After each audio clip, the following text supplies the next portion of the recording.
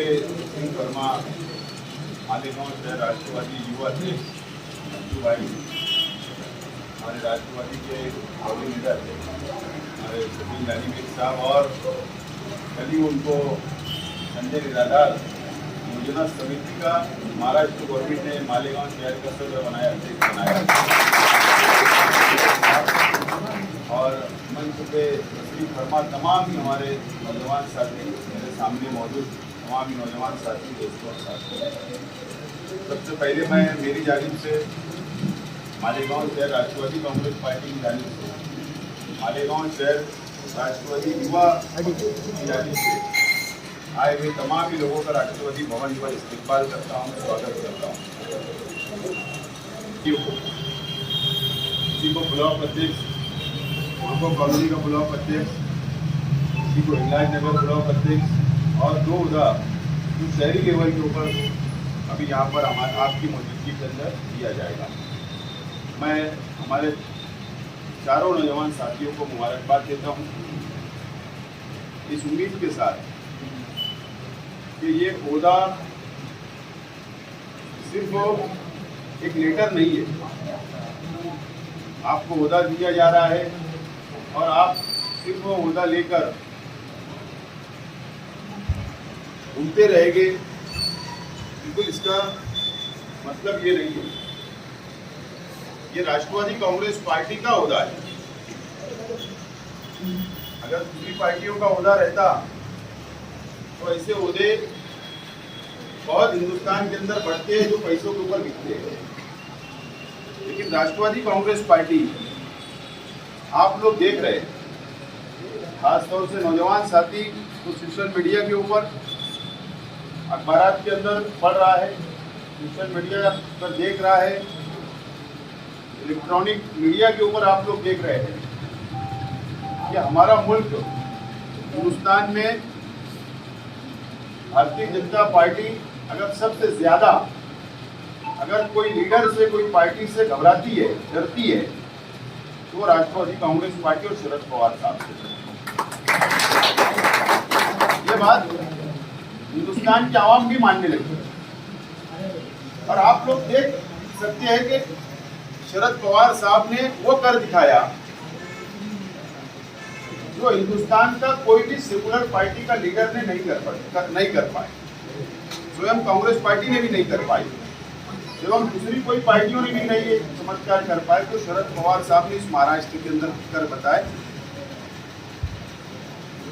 आपने देखा कि 19 में चुनाव हुए असेंबली के और राष्ट्रवादी कांग्रेस और शिवसेना, जबकि कांग्रेस और राष्ट्रवादी के विचार मिलते जुलते हैं, सोच मिलती जुलती है और उन्होंने हमेशा सरकार साथ में चलाई है, लेकिन ये चमत्कार जो शिवसेना की सोच अलग है, उसकी पॉलिसी अलग है, उसके बावजूद शरद पवार साहब ने उनसे बातचीत की और दोनों पार्टियों को साथ, 3 पार्टियों को एक जगह लाया और एक जगह लाने के बाद शरद पवार साहब ने वजीर आला उद्धव ठाकरे साहब को बना दिया और भारतीय जनता पार्टी को दूर रखने का काम किया। अपोजिशन के अंदर आज भारतीय जनता पार्टी बैठी हुई है। ये 2 सालों के अंदर हम लोग रोजाना सुनते हैं कि महाराष्ट्र की हुकूमत आज गिरेगी, कल गिरेगी, 2 महीने में गिरेगी, 4 महीने में गिरेगी, लेकिन आज 2 साल मुकम्मल हो रहे हैं, महाराष्ट्र की सरकार अभी तक नहीं हुई है। और यही वजह है कि आप लोग देखिए कि मरकजी हुकूमत, सेंट्रल गवर्नमेंट जहाँ हुकूमत नहीं गिरा पा रही है, अपनी खुद की हुकूमत नहीं यहाँ बना पा रही है, तो अब उन्होंने बदले की राजकारण शुरू किया। बदला कैसा? अनिल देशमुख साहब जो गृह मंत्री थे राष्ट्रवादी के, उनके ऊपर कुछ ऑफिसरों को इस्तेमाल किया, इल्जाम लगाए गए, उनको इस्तीफा देना पड़ा, झूठे केस बनाए गए। और झूठा केस महाराष्ट्र की कोई भी एजेंसी ने, जो महाराष्ट्र की हुकूमत ने नहीं बनाई, बल्कि मरकज की एजेंसी ने, ईडी की तरफ से कार्रवाई हुई, सीबीआई की तरफ से कार्रवाई की जा रही है और दबाने की कोशिश की जा रही है। उसके बाद शिवसेना के अनिल परब को डराने की कोशिश की गई, उनके भी ईडी की कार्रवाई है, उनके ऊपर भी जांच जवाब शुरू है। एकनाथ खड़से साहब वो राष्ट्रवादी के अंदर आए, उनके ऊपर ईडी लगा दी गई, उनको जांच जवाब देना पड़ रहा है।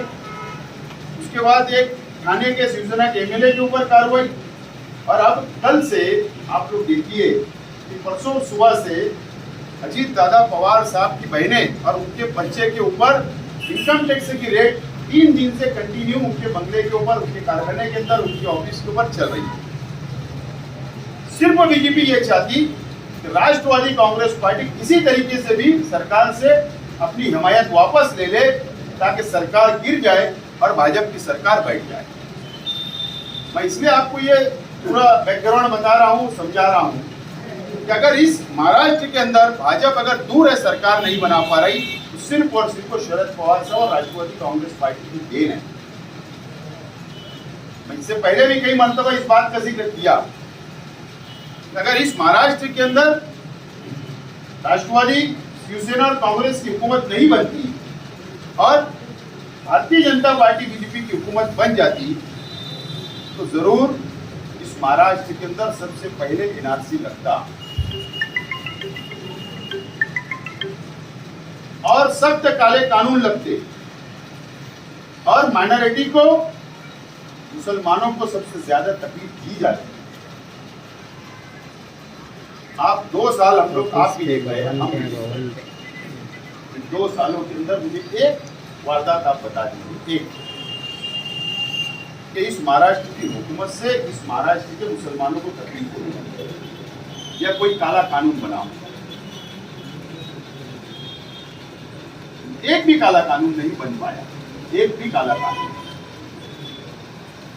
और अगर यही बीजेपी की हुकूमत होती, कई काले कानून बन जाते और बहुत तकलीफ का सामना हम लोगों को करना पड़ता। उसकी क्या वजह है? जब सरकार बनाई गई, जब तीनों पार्टियों को एक जगह लाया गया, तो एक प्रोग्राम तय किया गया, उसके ऊपर एक एग्रीमेंट हुआ, दस्तखत हुई कि माइनॉरिटी और मुसलमानों के खिलाफ में कोई भी काला कानून इस महाराष्ट्र के अंदर नहीं बनेगा। यह एग्रीमेंट हुआ है 5 साल और सरकार चल रही है। वक्त तो बार बार नहीं आता है, हर इंसान ने सोच समझ के फैसला करना चाहिए। एक वक्त आया है तो उसका फायदा हम लोग कैसे उठा सकते हैं। अगर मानिए कि इस महाराष्ट्र में हुकूमत नहीं बन पाती, तो भारतीय जनता पार्टी बहुत मजबूत हो जाती और फुल अक्सरियत में आइंदा चुनाव में चुन कर आती। लेकिन उसको कमजोर करना, अगर जहां राष्ट्रवादी की जिम्मेदारी है, जहां कांग्रेस की जिम्मेदारी, जहां शिवसेना की जिम्मेदारी है, मैं मानता हूं सबसे ज्यादा इस महाराष्ट्र के मुसलमानों की जिम्मेदारी है कि भारतीय जनता पार्टी को कमजोर करना पड़ेगा। कब कमजोर होगी? जब जाकर कमजोर होगी जब हम लोग सेकुलर पार्टी, जो मुसलमानों को साथ में लेकर चले, हर समाज, हर धर्म के लोगों को साथ में लेकर चले, तो राष्ट्रवादी कांग्रेस पार्टी को मजबूत करना पड़ेगा, एक प्लेटफॉर्म पर आना पड़ेगा, जब जाकर हम लोग भारतीय जनता पार्टी से लड़ सकते हैं। आप ये अगर आप मुझको ताकत पहुंचा रहे हो, आप मेरे हाथों को मजबूत कर रहे हो, आप यहाँ राष्ट्रवादी को मजबूत कर रहे हो, यकीनन अगर ये शहर के जो भी मसाइल है, तो मैं आपका नुमाइंदा बनकर मैं जाकर मेरी पार्टी के अंदर बैठकर बात कर सकता हूँ कि मेरे शहर के आवाम ने राष्ट्रवादी को इतनी मजबूत करी, ये हमारे शहर के मसाइल है, इस महाराष्ट्र के मुसलमानों के मसाइल है, आप इसको हल करिए। आज हमारी जिम्मेदारी है नौजवानों को खास तौर पर। देखो, मैं एक बात आपको बताना चाहता हूँ, इलेक्शन हार और जीत होती रहती, उससे कोई फर्क पड़ता नहीं। जो इंसान को चलते रहना, अगर सियासत में रहना है, उसको चलना है मुस्तकिल तौर पर, तो उसके लिए कोई फर्क पड़ता नहीं इलेक्शन हार और जीत। लेकिन सिर्फ मेरा इतना कहना है, आप लोगों से मेरा सवाल है कि जो जज्बाती बातें शहर के अंदर 2 साल पहले आई, जो जज्बाती तकरीर कर इलेक्शन जीता गया, नौजवानों को मिसगाइड किया गया, नौजवानों का इस्तेमाल किया गया, और एक मजहबी सियासत, ये दोनों साथ आई और बातें तो बहुत बड़ी बड़ी की गई। लेकिन मेरा सवाल है, क्या एमआईएम पार्टी इस महाराष्ट्र के अंदर हुकूमत बना सकती है या मुसलमानों की हिफाजत कर सकती है? क्या या बेनिफिट नौजवानों को दिला सकती है कि इस महाराष्ट्र के मुसलमानों के मसाइल हल कर सकती है।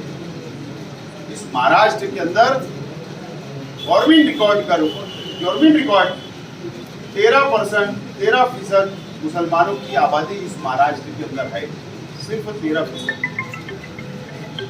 इतने एमएलए चुनकर आते मुसलमानों, इतने मुसलमान एमएलए चुन के आते महाराष्ट्र में। आज 9 एमएलए सिर्फ महाराष्ट्र के मुसलमान चुनकर आए, 9। कितने एमएलए टोटल असेंबली के अंदर महाराष्ट्र की 288 एमएलए। हुकूमत कितने एमएलए पर बनती है? 145 एमएलए पे बनती है, 145 के ऊपर वजीर आला और हुकूमत बनती है। अब मुझे बताओ, 9 एमएलए में 3 कांग्रेस के, 2 राष्ट्रवादी के, 2 समाजवादी के और 2 एमआईएम के। सब मान के चलिए 9 भी वो चुनकर आ जाते, तो कौन सी पार्टी इनको साथ देती मुझे बता दो। ना राष्ट्रवादी इनको करीब लेगी कभी, ना कांग्रेस कभी लेगी, ना शिवसेना लेगी, ना कभी बीजेपी लेगी। कभी इनको कोई हुकूमत में शामिल नहीं करेगा। तो हम क्या सोचकर, क्या हमारी सोच थी शहर की आवाम की, क्या ऐसी पार्टी का नुमाइंदा असेंबली के अंदर भेज दिया गया कि बिल्कुल साफ दिख रहा था कि नुकसान होने वाला है, लेकिन नौजवानों को जज्बात में लाकर इसके पीछे की जो राजनीति जो इमाम पार्टी की होती है, मैं इससे पहले भी सुनता हूँ, महाराष्ट्र से ज्यादा मुसलमानों की आबादी तो तेलंगाना के अंदर है। वहां की तुम 7 सीट लड़ाते, सिर्फ 7 लड़ाते हो, और महाराष्ट्र में आके 35 लड़ाते हो। तुम यूपी के अंदर जाकर 100 लड़ाने की बात करते हो, तुम जाकर बंगाल के अंदर जाकर 25-30 लड़ाने की बात करते हो। तुमने बिहार के अंदर 25-30 सीट लड़ा दी, और तुम्हारे होम ग्राउंड है तुम्हारा, जहां तुम्हारा घर है, जहां तुम्हारी सियासी वजूद है।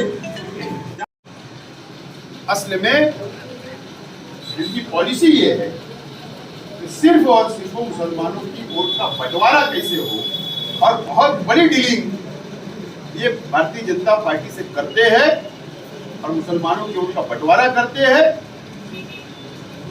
और सिर्फ नौजवानों को इस्तेमाल करना। लेकिन कोई भी प्रोग्राम नहीं। मुझे एक प्रोग्राम बता दो, एक शहर के एमएलए ने इनकी पार्टी के जरिए एक नौजवान को स्कॉलरशिप दी, एक तालीम के लिए पढ़ी, या एक स्कूल इन्होंने शुरू किया, या इन्होंने एक मेडिकल कॉलेज शुरू किया, या एक बहुत बड़ा हॉस्पिटल इन्होंने बनाया, या मुसलमानों के लिए बहुत बड़ी नौकरियां इन्होंने फैक्ट्रियां लगा दी। अगर हाँ ऐसा हो सकता है क्या, तुम हैदराबाद से तुम्हारे पास जो करोड़ अरबों पैसा पड़ा हुआ है, लाओ मालेगांव फैक्ट्रियां लगाओ, नौजवानों को रोजगार दो। नौजवान क्यों नहीं तुम्हारे साथ? लेकिन सिर्फ जवानी खर्चा करना और नौजवानों को भड़काना असल में ये मकसद बन चुका है, और ये इस्तेमाल शहर का और महाराष्ट्र का, हिंदुस्तान का मुसलमान आज हो रहा है। मैं आपसे यही अपील करना चाहता हूँ, ये शहर में 2019 में अगर मैं चुनकर आ जाता तो यकीनन मैं आज आपके सामने वजीर बनकर, मिनिस्टर बनकर खड़ा रहता। लेकिन एक बड़ी प्लानिंग की गई। देखो, अगर कोई मजबूत आदमी है ना, तो वो हमेशा ये बोलेगा मैं वन मैन शो लड़ूंगा, और जो कमजोर आदमी है ना, वो हमेशा सहारा ढूंढता है, हमेशा सहारा ढूंढता है।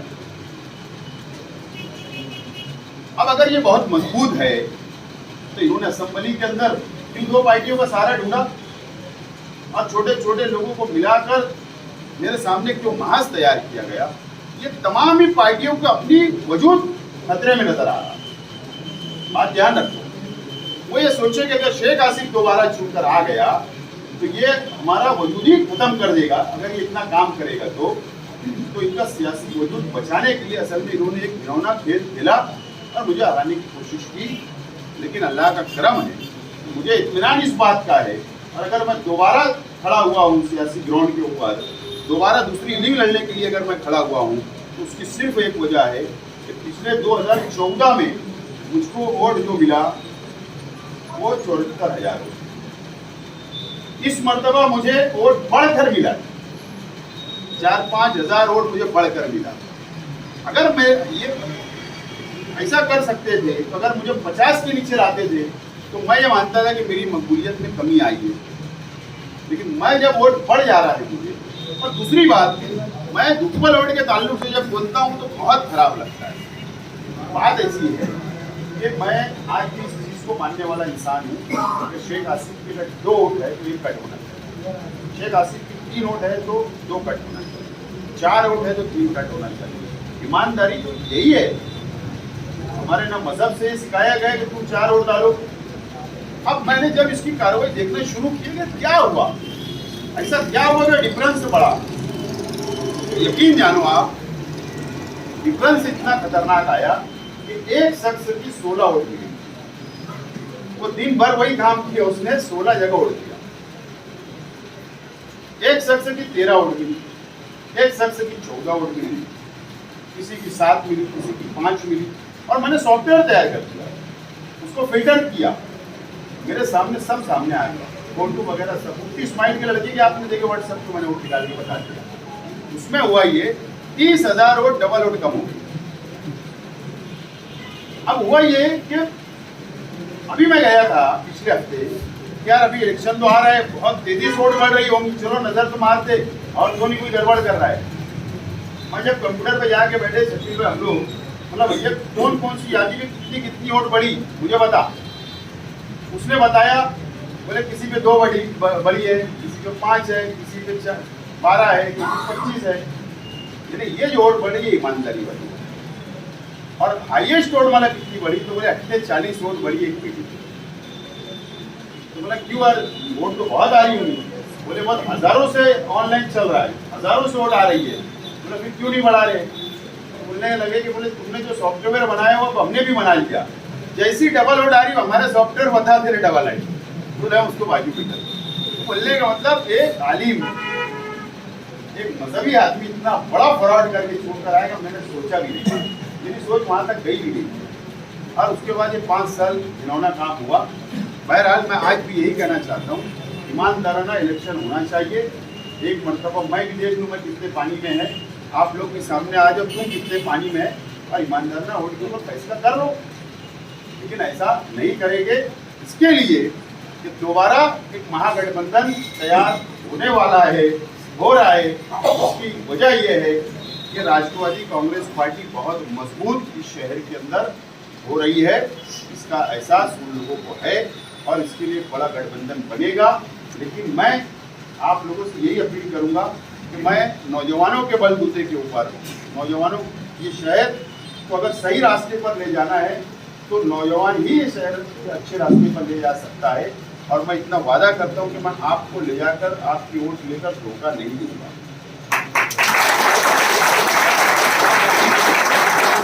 जैसा आज आप बैठे, मैं रोजाना बैठता हूँ, कोई भी शख्स आए मैं उसका काम करता हूँ, कोई भी शख्स आए। मैं छोटे छोटे जो सेल बना रहा हूँ, मैं अलग अलग सेल बना रहा हूँ। तो ओबीसी का एक सेल अभी हम लोग का यहाँ पर प्रोग्राम बीजेपी सेल बन रहा है, ओबीसी का वैलिड का मसला आता है। अलग अलग शिक्षण सेल बना रहा हूँ, एजुकेशन का सेल, यानी आवामी मसाइल हल कैसे होंगे इसके लिए मैं काम कर रहा हूँ। हर वर्ग के लोगों का काम हो, ये मेरी अपनी तैयारी है। मैं आप लोगों से यही कहना चाहूँगा कि आप लोग पार्टी के साथ जुड़िए। एक मरतबा सब कुछ बाजू में रखिए, एक मरतबा मसलक बाजू में रखिए, दोस्ताना बाजू में रखिए, रिश्तेदारी बाजू में रखिए, एक मरतबा शहर। इसलिए मैं बोल रहा हूँ, देखो तजुर्बा है और तजुर्बा ऐसा वैसा नहीं है। मैं 2002 में पहले इलेक्शन करा, 2001 में मैंने सियासत में कदम रखा। 2001 से अगर आप देखेंगे तो मैं 20 साल मुझे पूरा सियासी तजुर्बा हो चुका है, 20 साल। और 20 साल के अंदर मैं कॉर्पोरेटर भी बना 2 मरतबा, मेयर भी बना, एमएलए भी बना, बड़ी बड़ी तहरीकें चलाया। दोनों कॉर्पोरेशन के हाउस का तजुर्बा, असेंबली के हाउस का तजुर्बा, और बहुत तजुर्बे मेरे अपने पास है अधिकारियों से बात करने का, फंड लाने का। सेंट्रल गवर्नमेंट की मुझे ये बताना नहीं पड़ता जब मैं दिल्ली जाता हूँ कि ये कैबिनेट या ऑफिस किसका है, मुझे वो भी पता है। बॉम्बे के अंदर मुझे बताना नहीं पड़ता कि फला ऑफिस कहाँ है, कौन सा टेबल कहाँ है। ना नासिक में मुझे बताना पड़ता है कि फला टेबल कहाँ है, ना मालेगांव बताना पड़ता है। तो इसके लिए आप लोग बिल्कुल इत्मीनान रखें। इंशाअल्लाह इस शहर को हमको बदलना है। तो आपने देखा कि जयंत पाटिल साहब आए थे 2 तारीख को। यकीन जानो, ईमानदाराना तौर पे बोल रहा हूँ, मैंने कोई उनसे मेरी बातचीत नहीं हुई। और वो आए तो मैं स्टेज पर था, वो डायरेक्ट आए, बैठ गए, और बैठने के बाद मैं उनके बाजू में भी नहीं बैठा, एक 10-5 मिनट बैठा हूँगा। और उन्होंने तकरीर करा और मैंने कहा कि शहर की आवाम आप राष्ट्रपति का मेयर बनाएंगे, तो वादा करता हूँ। उन्होंने कहा कि अगर इस शहर की आवाम मेयर बनाएंगी, मैं भी वादा करता हूँ कि 100 करोड़ रुपये में पहला पैकेज दूंगा। उन्होंने ऐसा क्या बोला कि मैं 100 करोड़ रुपया दूंगा, जो अजीत दादा पवार साहब फाइनेंस मिनिस्टर इस महाराष्ट्र की जो बजट पेश करते, उनके जरिए मैं 100 करोड़ रुपये। आप बताओ 100 करोड़ रुपये के अंदर हम ये शहर की रास्ते कैसे बना सकते हैं, बुनियादी सहूलत कैसे कर सकते हैं, उसके बाद कारपोरेशन का फंड, गवर्नमेंट का फंड, सेंट्रल का फंड, स्कीम का फंड, बहुत अच्छी कम वक्त के अंदर अच्छी प्लानिंग हम लोग कर सकते हैं। मैं आप लोगों से यही कहना चाहूँगा, तमाम ही नौजवान साथियों से, कि आपके बगैर हम लोग कामयाब नहीं हो सकते। ये उम्मीद है कि नौजवान इस शहर का जरूर राष्ट्रवादी कांग्रेस पार्टी को मजबूत करेगा, मेरा साथ देगा। मैं आप लोगों का बहुत बहुत शुक्रिया अदा करता हूँ कि आप लोग यहाँ पर आए, और इसी तरीके से आपके अपने मसाइल जो भी रहते हैं, जो भी कामकाज होगा आपका, जरूर आप लोग यहाँ पर रब्ता करिए।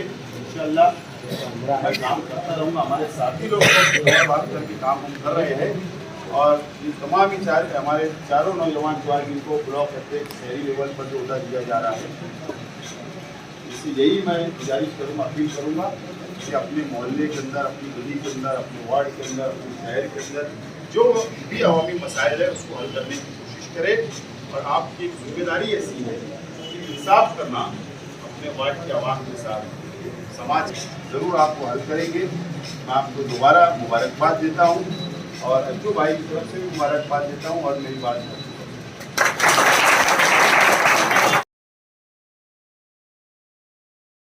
राष्ट्रवादी पार्टी जिंदाबाद। शरद पवार साहब आगे बढ़ो, हम तुम्हारे साथ हैं। शरद पवार साहब आगे बढ़ो, हम तुम्हारे साथ हैं। आसिफ भाई आगे बढ़ो,